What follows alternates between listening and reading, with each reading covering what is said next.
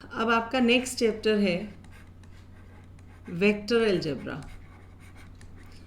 अब इसमें सबसे पहले जब हम बात करते हैं वेक्टर अलजेब्रा में, तो सबसे पहले हमारे पास आता है कि इसका बेसिक कॉन्सेप्ट क्या है, व्हाट इज़ वेक्टर।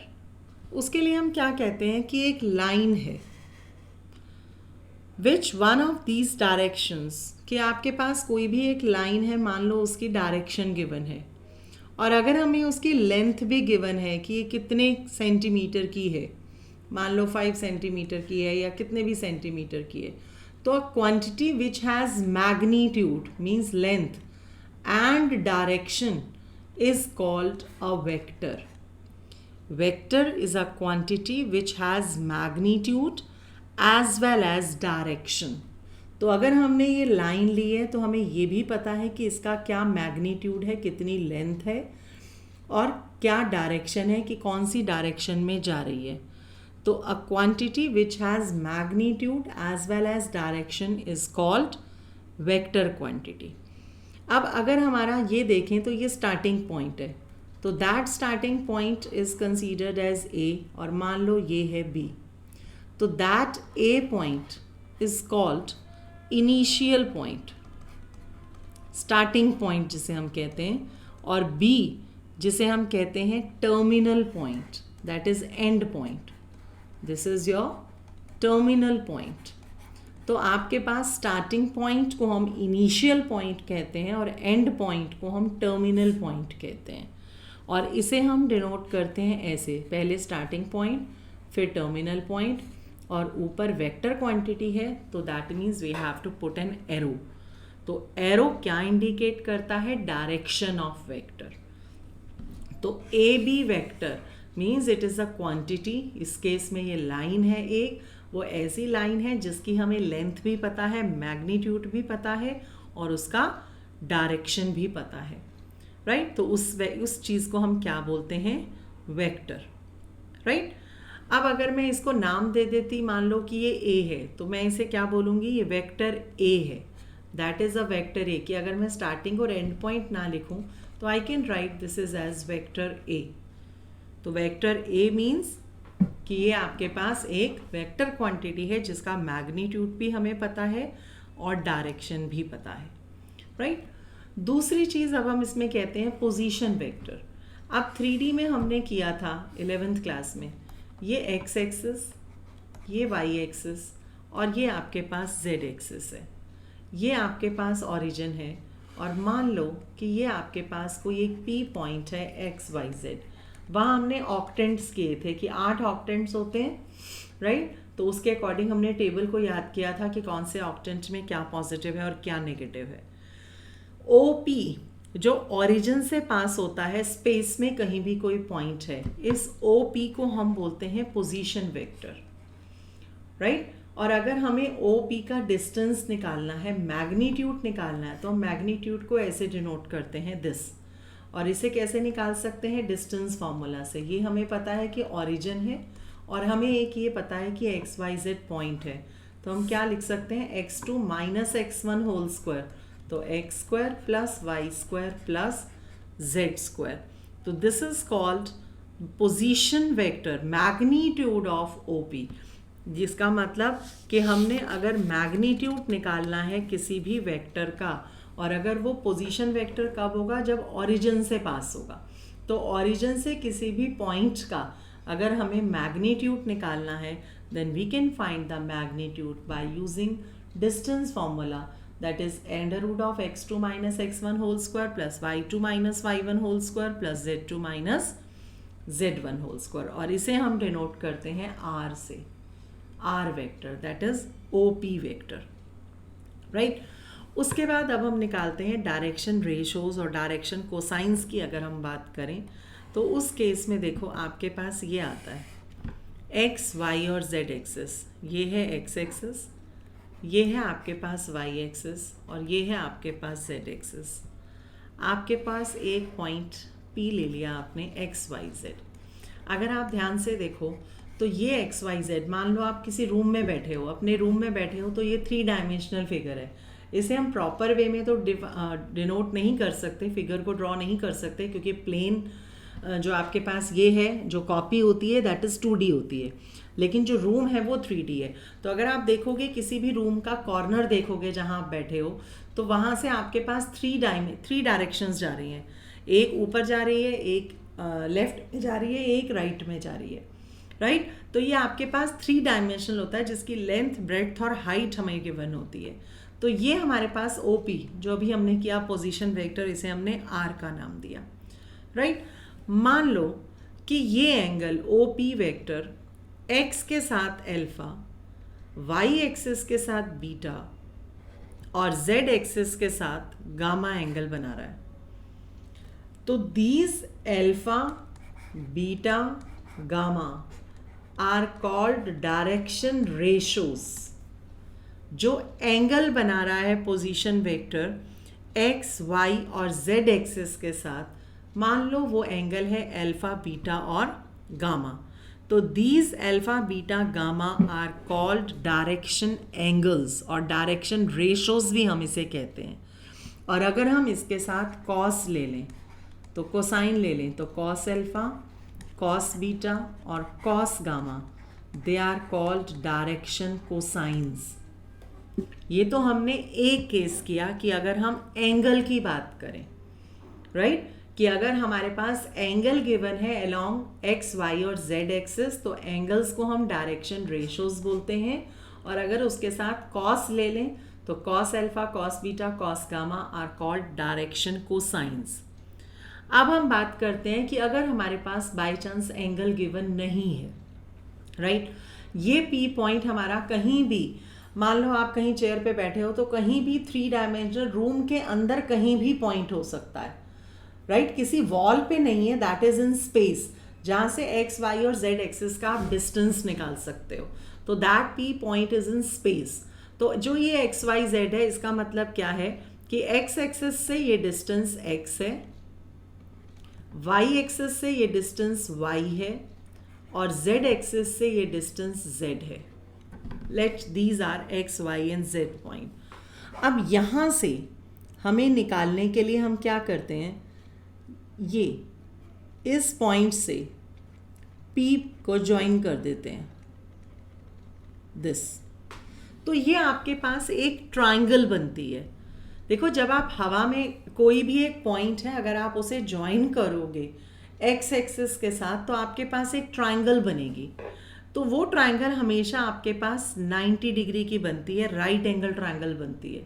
तो ये एंगल हमेशा 90 डिग्री का आएगा, क्योंकि ये तो अल्फा है।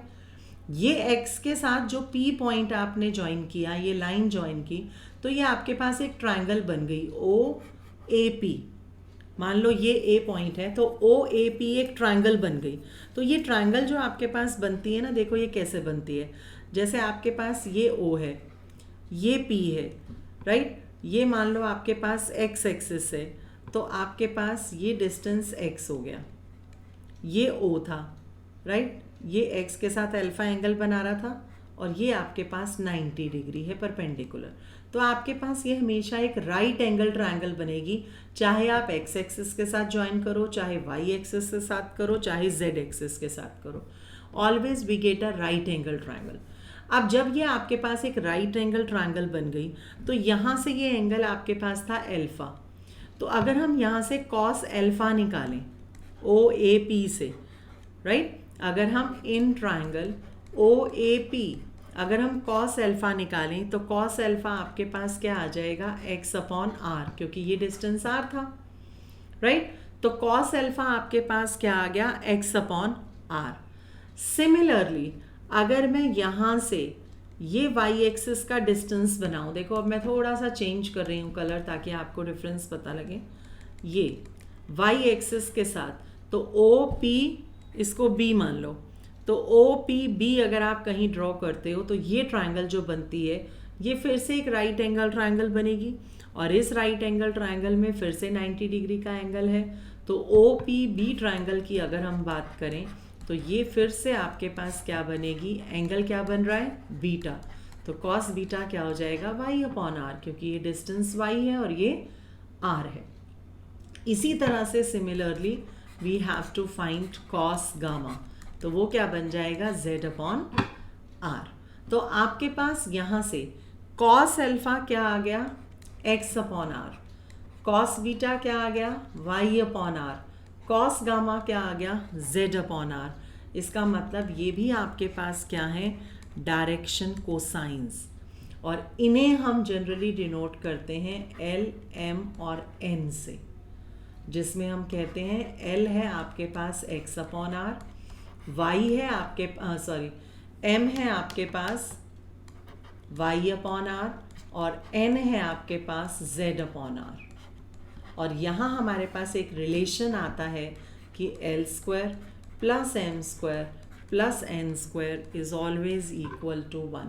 क्यों? क्योंकि यहाँ जब हम वैल्यू डालेंगे ना, x square by r square plus Y square by r square plus Z square by r square, तो ये देखो क्या आएगा, x square plus Y square plus Z square upon r square. और यहाँ अगर आप पीछे देखो तो हमने ये पोजीशन वेक्टर निकाला था जिसे हमने आर कहा था, क्या था, under root of x square plus Y square plus Z square. तो स्क्वायरिंग कर दें तो x square plus Y square plus Z square किसके इक्वल है, आर स्क्वायर के। तो यहाँ हम इसकी जगह अगर वैल्यू डाल दें तो r square by r square क्या हो जाएगा, 1। इसका मतलब l square plus m square plus n square is always equal to 1। Direction cosines के स्क्वायर का सम हमेशा किसके इक्वल होगा, 1 के। तो these are called direction ratios and direction cosines. तो डायरेक्शन रेशोज और डायरेक्शन कोसाइंस अब हम दो तरह से निकाल सकते हैं। एक, ध्यान से सुनना, एक जब अगर आपके पास कोई भी पोजीशन वेक्टर एक्स वाई और जेड एक्सिस के साथ एंगल बनाता है तो that angles are called direction ratios, और उसके साथ अगर हम कॉस लगा दें तो वो डायरेक्शन कोसाइन बन जाएगा। अगर हमें एक्स वाई और जेड एक्सिस पर डिस्टेंस गिवन है तो उस केस में हम डायरेक्शन कोसाइंस कैसे निकालते हैं, X upon R, Y upon R और जेड अपॉन आर। आर है मैग्नीट्यूड ओपी का, और एक्स डिस्टेंस एक्स एक्सिस के along, Y distance Y axis के along and Z distance Z axis के लॉन्ग। तो X Y Z are called direction ratios and X upon R, Y upon R, Z upon R called direction cosines. तो दो चीज़ें आपने यहाँ से सीखी।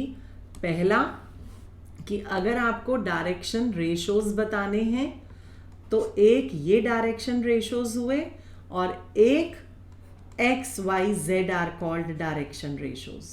अगर हमें डायरेक्शन कोसाइंस बताने हैं तो एक ये डायरेक्शन कोसाइंस है और एक ये डायरेक्शन कोसाइंस है। डिपेंड करेगा कि हमें उसने कौन सी कंडीशन दी है, एंगल दिए हैं या एक्स वाई जेड दिया है। अगर एक्स वाई जेड दिया है तो डायरेक्शन कोसाइंस यहाँ से निकलेंगे, अगर एंगल्स दिए हैं तो डायरेक्शन कोसाइंस यहाँ से निकलेंगे। और डायरेक्शन कोसाइंस में रिलेशन होता है that l square plus m square plus n square is always equal to 1, right. इसके बाद अब आपके पास आता है टाइप्स ऑफ वेक्टर। तो अगर हम टाइप्स ऑफ वेक्टर्स की बात करें तो टाइप्स ऑफ वेक्टर में सबसे पहले हमने किया था zero vector. Zero vector is that vector whose starting and end point is same, कि ए से शुरू हुआ और ए पर ही खत्म हुआ, तो that means A vector, that is starting point and end point, this is called zero vector. दूसरा हमारे पास आता है unit vector. Unit vector is that vector whose magnitude is 1, जिसका मैग्नीट्यूड 1 होता है वो हमारे पास क्या होता है, यूनिट वेक्टर। तीसरा हमारे पास आता है को इनिशियल वेक्टर्स। तो coinitial vectors are those vectors whose starting point is same, कि आपके पास एक वेक्टर ये जा रहा है, एक वेक्टर ये जा रहा है, एक वेक्टर ये जा रहा है, तो जिनका स्टार्टिंग पॉइंट सेम होगा they are called coinitial vectors. चौथा हमने किया था कोलिनियर वेक्टर्स। तो collinear vectors are those vectors जिसमें हम क्या कहते हैं कि जिसमें आपके पास पैरेलल सेम लाइंस हो, चाहे मैग्नीट्यूड सेम हो या ना हो। अगर आपके पास पैरेलल वेक्टर्स हैं तो they are called collinear vectors. अगला आता है आपके पास equal vectors. Equal vectors are those vectors whose magnitude and direction everything is same, कि अगर इसका डिस्टेंस जितना है उसका इतना उसका भी होगा और जो डायरेक्शन यहाँ है वो भी यहाँ होगी, तभी हम कह सकते हैं कि अगर ये और ए बी वेक्टर है तो A vector equal to B vector. Sixth आपके पास जो लास्ट आता है वो आता है नेगेटिव वेक्टर। नेगेटिव वेक्टर क्या होता है, जिसमें हम क्या कहते हैं कि आपके पास डायरेक्शन अलग हो, मैग्नीट्यूड सेम हो, कि अगर एक यहाँ जा रहा है 5 में तो दूसरा 5 के डिस्टेंस में ही यहाँ जाएगा, कि अगर ये आपके पास a है तो ये क्या हो जाएगा -a, तो that is called negative vector. तो B A vector can be written as minus of A B vector, कि अगर हमें डायरेक्शन को चेंज करना है, बी ए को इंटरचेंज करना है, तो वो क्या हो जाएगा ए बी वेक्टर, राइट। तो फर्स्ट एक्सरसाइज जो 10.1 आपके पास है वो आपने ऑलरेडी, जिसमें वेक्टर और स्केलर क्वांटिटी है, राइट। अगला जो अब आपके पास इसमें आता है एडिशन ऑफ वेक्टर्स। तो एडिशन ऑफ वेक्टर्स की अगर हम बात करें तो दो वेक्टर्स को हम ऐड कैसे करें, राइट। तो उसके लिए हम क्या कहते हैं, सबसे पहले कि जैसे ये आपके पास एक वेक्टर है ए बी, राइट। अब यहाँ से दूसरा वेक्टर ये आ गया बी सी, ये दो वेक्टर्स हो गए आपके पास, तो इन्हें ऐड करना है तो हम कहते हैं that is A C vector. A C vector का मतलब कि that is called the resultant vector that. तो अगर आपके पास A B vector plus B C vector is always equal to A C vector, जिसे हम कहते हैं कि ये आपके पास रिजल्टेंट वेक्टर है ए सी, जिसे हम ट्राइंगल लॉ ऑफ सम भी कहते हैं, triangle law of vector addition, that is A B plus B C is equal to A C, right.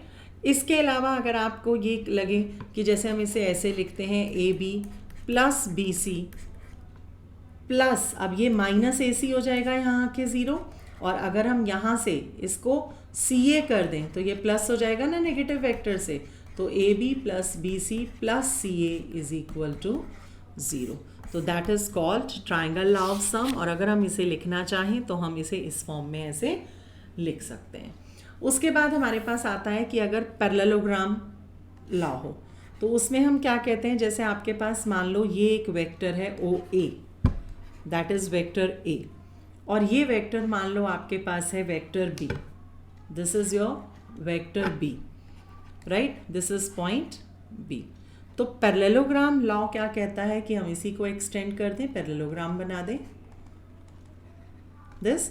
तो अगर ये वेक्टर ए है तो ये भी वेक्टर ए होगा, ये बी है तो ये वेक्टर भी बी होगा दिस, क्योंकि इक्वल वेक्टर्स हैं। तो इसका रिजल्टेंट वेक्टर क्या बनता है, ये ट्राइंगल लॉ ऑफ सम से ही हम बनाते हैं। देखो ये बी था तो ये बी है, तो हमने यहाँ से इसको ट्राइंगल में डिवाइड करके ये रिजल्टेंट वेक्टर बना दिया, तो ये बनेगा A plus B. This is called parallelogram law of vector addition, that is your A plus B is the resultant vector, जिसमें हम क्या कह सकते हैं ओ ए प्लस ए सी, अगर ये ए सी है तो आपके पास क्या आ जाएगा, that is equal to O C, that is your parallelogram law of addition, right. इसके बाद हमारे पास इसमें जो आता है वो प्रॉपर्टीज़ हैं। प्रॉपर्टीज़ से बात, प्रॉपर्टीज़ में तो वही है कि ये कॉम्यूटेटिव होता है, distributive law is also there. Next हमारे पास आता है multiplication of a vector by a scalar, कि किसी कांस्टेंट से अगर हमें किसी वेक्टर को मल्टीप्लाई करना है तो हम कैसे मल्टीप्लाई करते हैं। जैसे आपके पास कोई भी एक वेक्टर है ए, अगर आपको उसे किसी भी कांस्टेंट से, मान लो के से, टी से, लैम्डा से, किसी से भी मल्टीप्लाई करना है तो हम मल्टीप्लाई कर सकते हैं, राइट। तो मल्टीप्लाई करने के लिए that constant is multiplied with each and every element of X Y and Z axis. तो अगर हमें इसका मैग्नीट्यूड निकालना है तो हम इसे कैसे लिखते हैं, दिस, और कांस्टेंट का तो कोई मैग्नीट्यूड नहीं होता, तो that is equal to lambda of magnitude of A vector. तो अगर हमें कभी भी किसी वेक्टर को कांस्टेंट से मल्टीप्लाई करना है तो हम आराम से कर सकते हैं। अगर हमें कभी यूनिट वेक्टर निकालना है तो यूनिट वेक्टर हम कैसे निकालते हैं? यूनिट वेक्टर हम वो ऐसे डिनोट करते हैं ए कैप से, राइट? तो दैट इज ए वेक्टर, जिस भी वेक्टर का यूनिट वेक्टर निकालना है तो that vector upon its magnitude, that is called the unit vector. तो यूनिट वेक्टर जिसका मैग्नीट्यूड हमेशा आपके पास क्या होगा? 1। ये हमने कहा था कि अगर हमें कभी भी गिवन हो कि ये वेक्टर यूनिट वेक्टर है तो हम हमेशा उसका मैग्नीट्यूड क्या लेंगे? 1। और अगर हमें यूनिट वेक्टर निकालना है तो that vector upon its magnitude is called unit vector, right? उसके बाद हमारे पास इसमें आता है components of vector. Components of vector की अगर हम बात करें तो कंपोनेंट्स ऑफ वेक्टर आपके पास क्या है, जिसमें हम क्या करते हैं? अगर आपके पास ये है, अभी हमने किया था इसी टाइप का कि अगर एक्स एक्सिस, ये वाई एक्सिस और ये जेड एक्सिस अगर आपके पास है और ये आपके पास एक पोजीशन वेक्टर है ओ पी, जिसे हमने आर कहा था वेक्टर, तो ये आपके पास एक्स वाई जेड था। तो यहाँ से अब आपके पास ये तो था X Y Z position vector. अगर मैं ये कहूँ कि इसकी डायरेक्शन ओ ए, अगर मैंने ये पॉइंट ए ले लिया तो ओ ए, ओ बी और ओ सी, राइट? मान लो कि ये एक्स एक्सिस पर पॉइंट है। अब एक्स एक्सिस पर है तो यहाँ पर सिर्फ एक्स एक्सिस प्रेजेंट होगा, वाई और जेड ज़ीरो होंगे। यहाँ पर सिर्फ वाई प्रेजेंट होगा, एक्स और जेड ज़ीरो होंगे। यहाँ सिर्फ जेड प्रेजेंट होगा और एक्स और वाई ज़ीरो होंगे, राइट? तो अब हम क्या कहते हैं कि ये तो डिस्टेंस है, मैग्नीट्यूड है। और अगर हम इसके डायरेक्शन की बात करें तो डायरेक्शन एक्स एक्सिस के अलॉन्ग जो है वो हम क्या लिखते हैं? I cap. I cap is the direction along X axis, J cap is the direction along Y axis and Z cap is the direction along Z axis. Oh sorry, K cap, जो मैंने Z लिखा है ये के cap है। के cap is the unit vector along Z axis. तो vector जब हम लिखते हैं, अभी तक तो हम सिर्फ ओपी वेक्टर का मैग्नीट्यूड लिख रहे थे कि हम उसे आर से डिनोट करते हैं, और तो ये क्या आएगा आपके पास? अगर हमें वेक्टर लिखना हो ओपी वेक्टर तो वेक्टर क्या होता है? Magnitude into direction. तो एक्स एक्सिस के अलॉन्ग मैग्नीट्यूड और डायरेक्शन, वाई एक्सिस के along magnitude into direction, Z axis के अलॉन्ग मैग्नीट्यूड इनटू डायरेक्शन, जिसमें हम एक्स वाई जेड को कहते हैं स्केलर कंपोनेंट्स, जिसे हमने डायरेक्शन रेशोज भी कहा था। They are called scalar components, क्योंकि इनमें डायरेक्शन नहीं है। और अगर मैं इसके साथ डायरेक्शन भी लिख दूं X I Y J Z K, तो they are called vector components. तो स्केलर कंपोनेंट्स और वेक्टर कंपोनेंट्स हम दोनों इस तरह से लिख सकते हैं। तो स्केलर जिसमें सिर्फ कांस्टेंट होगा, वेक्टर जिसमें हमारे पास डायरेक्शन भी आएगी। तो वेक्टर अगर हमें लिखना है then we can write it as X I plus Y J plus Z K. और अगर हमें इसका मैग्नीट्यूड निकालना है तो that is under root of x square plus Y square plus Z square, right? इसके बाद हमारे पास आता है most important, that vector joining two points, कि अगर हमें दो पॉइंट्स को ज्वाइन करके वेक्टर बनाना है तो उसके लिए हम क्या करते हैं? तो उसके लिए देखो हम क्या करते हैं, फिर से वही एक्स वाई और जेड एक्सिस हमारे पास है, कोई भी point X Y and Z axis, ये ओरिजिन है। मान लो कि आपके पास कोई भी एक ये लाइन है, ये मान लो P1 है जिसे हम x1 y1 z1 पॉइंट ले रहे हैं, और ये मान लो P2 है जिसे हमने x2 y2 और z2 पॉइंट लिया। हमें ये निकालना है P1 P2, दोनों को ज्वाइन कर दो O से, तो OP1 और OP2 क्या बन जाएंगे? Position vectors, right? यहाँ हमें पता है अलोंग I है, ये J है और ये कंपोनेंट K है। डायरेक्शन वेक्टर है, यूनिट वेक्टर्स होते हैं ये x y z के अलोंग। यहाँ से हम ट्राइंगल लॉ ऑफ सम लगाएं तो OP1 plus P1 P2 is equal to OP2। हम कह सकते हैं कि OP1 plus P1 P2 is equal to OP2। ये वेक्टर है तो P1 P2 क्या हो जाएगा जो हमें निकालना है, वो OP2 माइनस OP1। अब OP2 वेक्टर कैसे निकलेगा?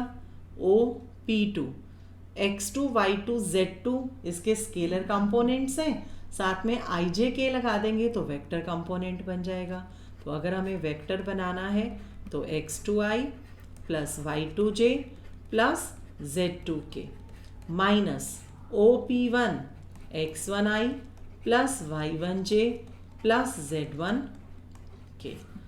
अब इन्हें हम सब्ट्रैक्ट करें तो P1 P2 वेक्टर आपके पास क्या आ जाएगा, X2 minus X1 of I plus Y2 minus Y1 of J plus Z2 minus Z1 of K।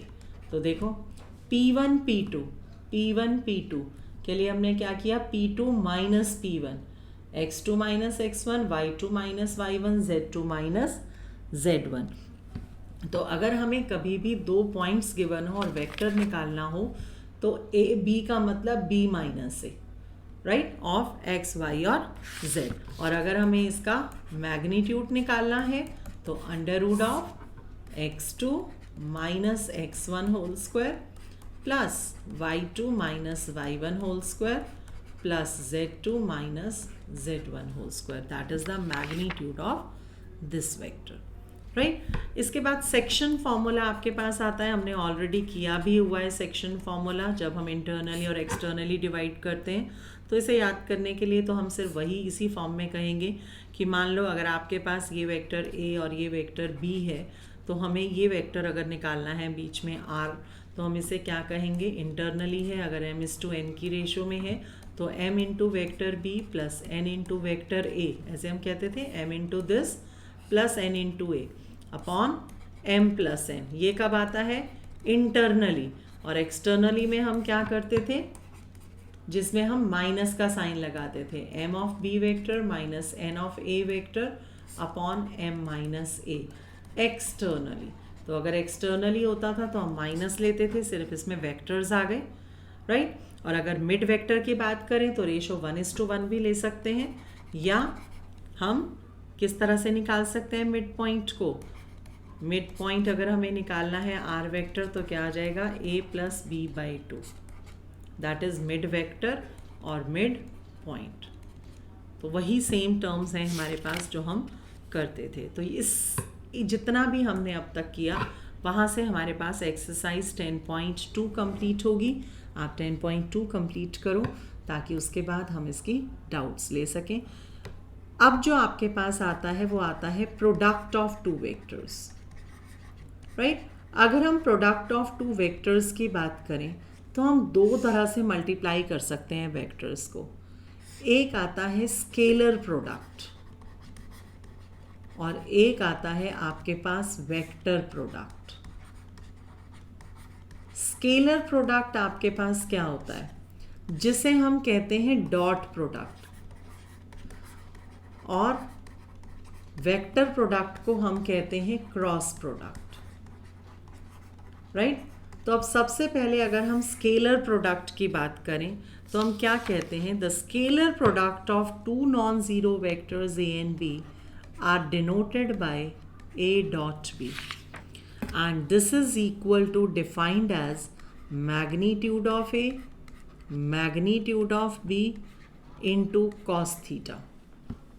कि अगर आपके पास a और b कोई भी दो वेक्टर्स हैं तो उसके बीच में अगर थीटा एंगल बन रहा है तो a dot b is defined as magnitude of a into magnitude of b into cos theta, right. जहाँ a डॉट b हमेशा आपके पास क्या होगा, एक रियल नंबर होगा। अब हम बात करते हैं थीटा की। अगर थीटा आपके पास 0 आता है तो कॉस 0 क्या हो जाएगा, 1। तो a डॉट b किसके इक्वल आ जाएगा, magnitude of a into magnitude of b के। और अगर थीटा आपके पास 90 डिग्री है, π/2 है, तो cos 90 आपके पास क्या हो जाता है, 0। तो a डॉट b आपके पास क्या आ जाएगा, 0। तो इसका मतलब कि अगर दो वेक्टर्स के बीच में 90 डिग्री का एंगल बन रहा है, इसका मतलब कि अगर दो वेक्टर्स परपेंडिकुलर हैं तो a डॉट b हमेशा क्या होगी, ज़ीरो, या अगर ए डॉट बी ज़ीरो है तो may be that two vectors be perpendicular. Generally हम कंडीशन लगाते हैं कि अगर दो वेक्टर्स परपेंडिकुलर हैं तो उनकी डॉट प्रोडक्ट हमेशा क्या होगी, ज़ीरो, राइट। उसके बाद अब हम क्या कहते हैं, इसी की बात करें तो अगर थीटा पाई है तो वो माइनस हो जाएगा, that A dot B is minus of magnitude of A into magnitude of B. अगर आई की बात करें, वेक्टर्स कंपोनेंट्स की बात करें, तो अब इसमें हम क्या कहते हैं, I dot I, J dot J और के डॉट के, ये हमारे पास क्या होगा, हमेशा वन। क्यों? क्योंकि आपके पास अगर आई डॉट जे कर दूं तो आई और जे के बीच में जो एंगल बनता है, देखो 90 डिग्री का एंगल बनता है एक्स वाई और जेड एक्सिस में। तो अगर एक्स और वाई की बात करूं तो ये आई है और ये जे है, तो आई डॉट जे दोनों परपेंडिकुलर हो गए, तो इसका मतलब ज़ीरो। जे डॉट के या K dot I is always equal to zero. और आई डॉट आई का मतलब आई को आई से मल्टीप्लाई कर रहे हो तो एंगल क्या बन रहा है, 0 डिग्री का। और अगर एंगल 0 डिग्री का बनता है तो magnitude of A into magnitude of A 1, magnitude of I into magnitude of I क्या हो जाएगा, 1। तो I dot I, J dot J, के डॉट के 1 होता है, और I dot J, J dot के और के डॉट आई क्या होता है, 0, राइट। यहाँ से अगर हम कॉस थीटा निकालना चाहें तो हम कॉस थीटा निकाल सकते हैं, that cos theta is equal to A dot B upon magnitude of A into magnitude of B. That is the formula to find angle between two vectors, right, when dot product is given, and dot product is commutative. कई बार question वो आपसे पूछ लेता है कि हम dot product को scalar product क्यों कहते हैं। तो डॉट प्रोडक्ट को स्केलर प्रोडक्ट क्यों कहते हैं, क्योंकि जब हम दो वेक्टर्स को डॉट प्रोडक्ट करते हैं then answer is always in the form of scalar quantity. Answer जो आएगा वो कैसा आएगा, हमेशा स्केलर फॉर्म में आएगा, right. So that's why we have to say that that is your scalar product, कि जब भी दो वेक्टर्स की डॉट प्रोडक्ट, देखो अगर मैं एग्जांपल दूं आपको, मान लो ए वेक्टर आपके पास है 2i plus 3j minus 4k, और बी वेक्टर मान लो आपके पास है i प्लस या माइनस j प्लस 3k।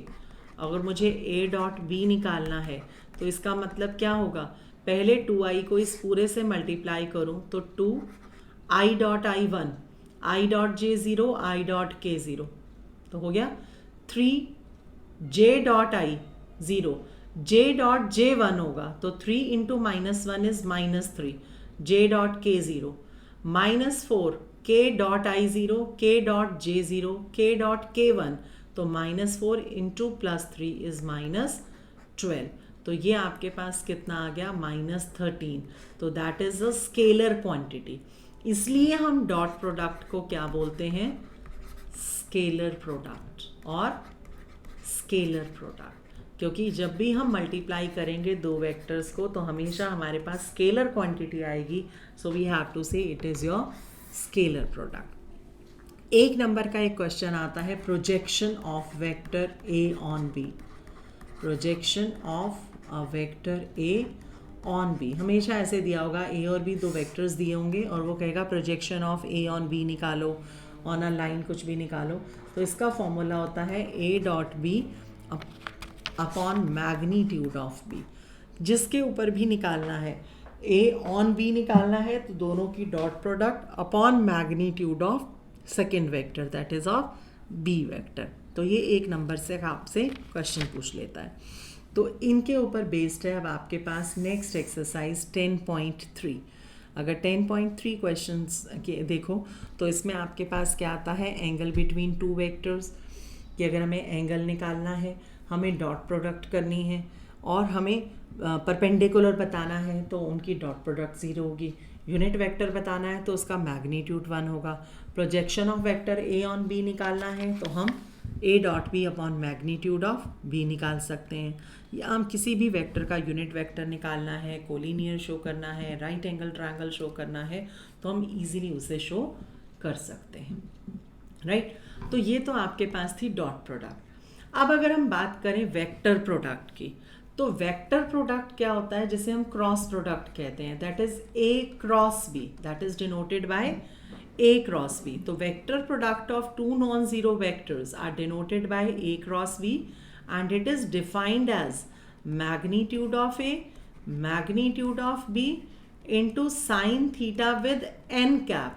अब ये एन कैप हम क्यों लेते हैं, क्योंकि इसमें हम right hand thumb rule use करते हैं कि जो ए और बी दो वेक्टर्स हैं, अगर हम right hand thumb rule use करें तो आपके पास इस केस में क्या आता है, ऐसे जैसे आपके पास ये है, एक ए वेक्टर है एक बी वेक्टर है, एंगल इन दोनों के बीच में है थीटा, राइट.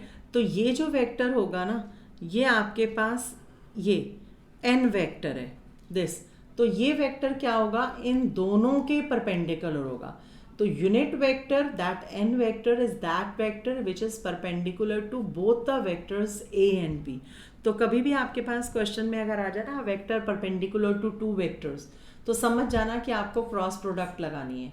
अगर लिखा हो सिर्फ कि डॉट प्रोडक्ट निकालो या मल्टीप्लाई करो दो वेक्टर्स को, then that is called scalar product, right. But अगर लिखा हो कि a vector which is perpendicular to two given vectors, that means you are going to use cross product. Right and thumb rule हम use करते हैं इसमें, कि जो थंब आपके पास होता है that is a unit vector which is perpendicular to these two vectors A and B. अब इसकी ऑब्जर्वेशन की बात करें तो अगर थीटा आपके पास ज़ीरो आ जाता है तो ए क्रॉस बी आपके पास क्या आ जाएगा, ज़ीरो. क्यों, क्योंकि साइन ज़ीरो ज़ीरो होता है. इसका मतलब जब दो वेक्टर्स के बीच में एंगल ज़ीरो हो तो this implies two vectors are parallel to each other. अब हमारे पास कंडीशन किसकी आ गई, पैरेलल की, कि अगर दो वेक्टर्स आपके पास पैरेलल होंगे तो उनकी क्रॉस प्रोडक्ट आपके पास क्या होगी, ज़ीरो.